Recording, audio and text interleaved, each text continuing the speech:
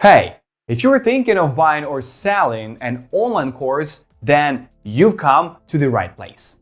This is by far the most popular place to buy online courses, and the quality is usually pretty decent. In this short video, I will show you 7 features that will help you and make it the best in the best online courses category. And now, with an illustrated example, I will show you everything in detail.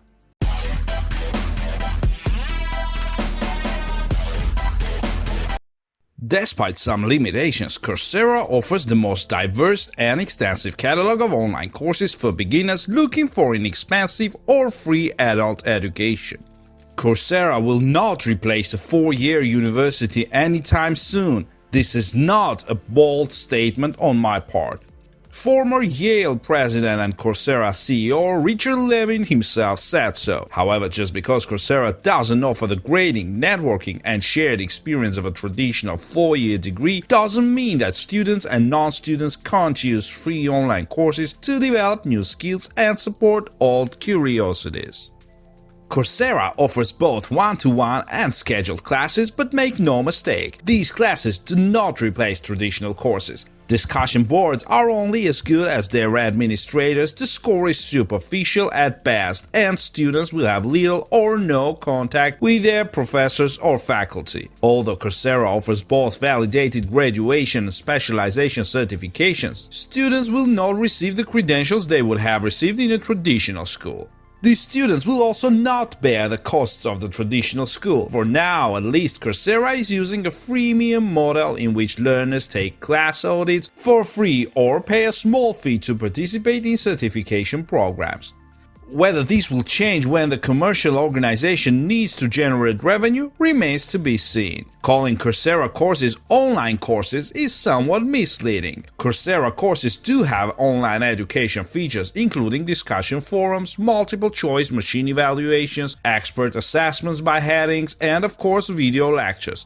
However, unlike the online course at my home institution, Coursera courses do not require any prerequisites, so anyone can register anytime before the course ends. This open invitation can be a boon as it attracts a wide variety of non-traditional students with different perspectives. However, for the same reason, it also means that instructors cannot take for granted certain levels of competence. Moreover, apart from a very limited pilot program, Coursera courses are not recognized by their institutions. For example, if I enroll in the Roman Architecture Validated Certificate program, I receive a certificate that I can post on my LinkedIn profile, but I will not meet the Yale Art History requirement. Coursera currently offers the largest collection of online courses. According to the latest data, 946 courses are available from 118 partners worldwide. These courses are available in multiple languages, from English to Chinese and Dutch. On the course page, you can easily narrow down your options by category. For example, there are 136 classes in the humanities and 40 in the arts. The numbers are impressive in other areas as well: 112 courses on information technology and design, and 58 in software engineering. In addition to traditional scheduled classes, which are typically 6 to 10 weeks in length, Coursera has also begun experimenting with self-study on-demand courses. Since you can enroll at any time, on-demand courses tend to lack the forums and sense of community that traditional timed classes can have. There are also much fewer of them. At my last count, there were 37. To test the self-paced courses on Coursera, I signed up for Peter Onoff's Age of Jefferson at UVA. Although the course is marketed as 12 hours of video and quizzes, I completed the entire course from start to finish in one long day. The core of the class is a series of 6 lectures divided into 5 to 20 minutes passages, including a 2 or 3 minute introduction to each lecture. At first, these clips seemed terribly short to me, but the more I used Coursera, the more I realized that my attention was getting distracted during longer clips. This is sometimes referred to as lecture fatigue. This fatigue materializes in class discussions. However, by the end of the session, participants had largely stopped asking questions about the lectures or accompanying readings. Participants often asked questions about the mechanics of the lessons, which remained unanswered without the intervention of the professor. For example, underneath the UVA loan and pavilion video, there were 4 questions, none of which were answered, and one of which was incomplete. The lectures themselves were great. Professor Onoff experimented with the format, including lectures for the class, in the chapel, in-camera conversations, and conversations with fellow Jefferson enthusiasts. His speeches were well edited and informative, suitable for the first or second year undergraduate students. With Netflix-style autoplay, attendees can jump from one performance to the next. At the beginning of each lecture, Professor Onoff offers several readings available on the internet. At the end of each lecture, participants take an automatic graded test of 5 questions. Assessment is the Achilles heel of this course and more generally Coursera. External indications are rarely judged, and when given the choice is obvious enough for an educated guesser. To proceed to the next lecture, the participant only needs to correctly answer 4 of the 5 questions.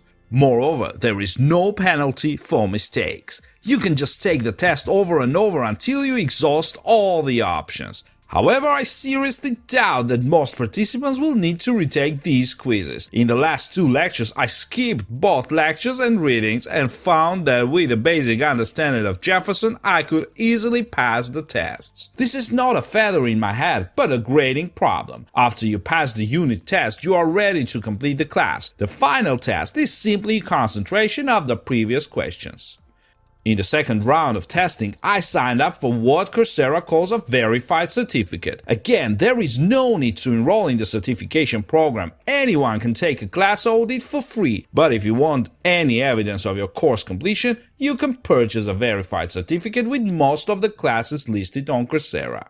Enrolling in a verified class is a 3-step process. First, Coursera evaluates keystrokes by asking you to enter the same text twice. The site then uses your computer's webcam to take pictures of you and your identity. Finally, you confirm your personal information. After your identity has been processed, you can enroll in a certified course for a small fee set by the university. The course I chose was $50. There is even a series of certified courses that, along with projects, include what Coursera calls specializations. While certifications and majors are valuable in the sense that you can post them on your LinkedIn profile, they don't carry the same weight as a traditional university degree. However, there is evidence that those who pay the fee are more likely to complete the course, which meets 2 of Coursera's needs. It provides much needed income for the site and its partners, and it also reduces dropout rates. The Coursera catalog is dominated by large and elite educational institutions. Creating an MOOC is time-consuming, technically, and damn expensive. Large organizations have the resources and benefit from building their brands and driving traffic to their traditional campuses. Most of Professor Onoff Jefferson's class is filmed on the UVA campus, and after hours of subliminal messaging about his green lawns and majestic walks, I had a vague desire to pursue another degree there. Educators can benefit from this process. If an educator is at a stage in her career where she can devote time to create a MOOC, this course can strengthen her reputation on campus and provide her with a wider audience. Professor McCurry added that given the secluded nature of academic work, she appreciates solving a problem that requires team collaboration. However, if Professor McCurry leaves UPenn, Slave of the South has an uncertain future. After all, the content belongs to her and the video belongs to UPenn. Moreover, if she were allowed to restart the MOOC at a different faculty, these visual cues making Slave South a UPenn course would have to be removed, requiring costly re-recording.